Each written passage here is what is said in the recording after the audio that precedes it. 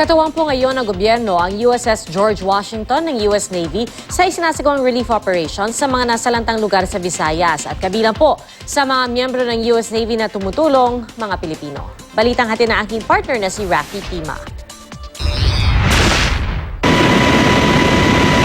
Ito ang USS George Washington, isang nuclear-powered supercarrier ng US Navy na nasa karagatan ngayon ng Guiuan Eastern Samar.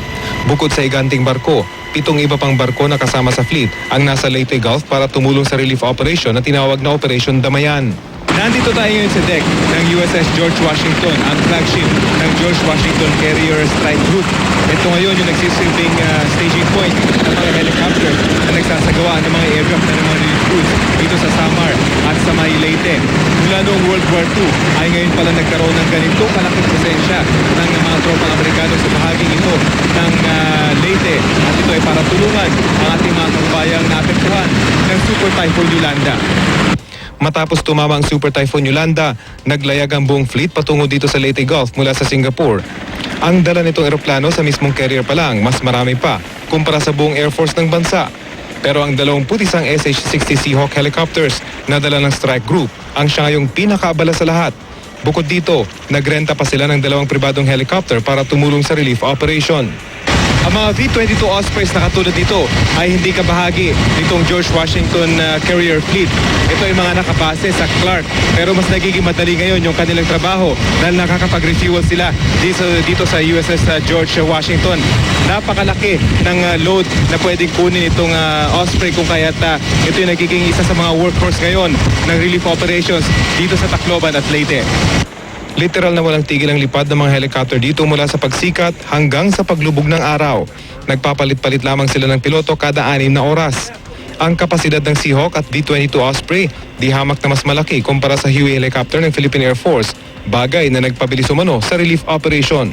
Na-overwork po ba yung mga limited choppers natin?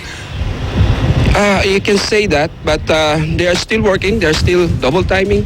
You know, when pagkakailangan mo talaga nandiyan talagang hindi hinto yung mga Air Force natin.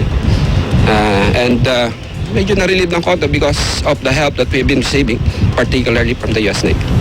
Well, as of last night, we moved about 180,000 tons of food, about 400,000 liters of water, about 10,000 tons of dry goods like tents, and about 500 plus personnel have been dislocated personnel have been moved. Bukod sa paghatid ng mga relief goods, galong-galong tubig na galing mismo sa carrier ang ipinakakalat din nila sa mga apektadong lugar. Sa Guiuan Eastern Samar ang isa ngayon sa kanilang mga sentro ng operasyon. Ang airport na dating base militar ng Amerika noong World War II, nagsisilbi ngayong air hub sa relief distribution. Mula rito, inililipad ang mga relief goods, medical at rescue personnel patungo sa iba't ibang bayan sa Samar at Leyte. Pero lahat ng relief goods nanggagaling sa Tacloban Airport.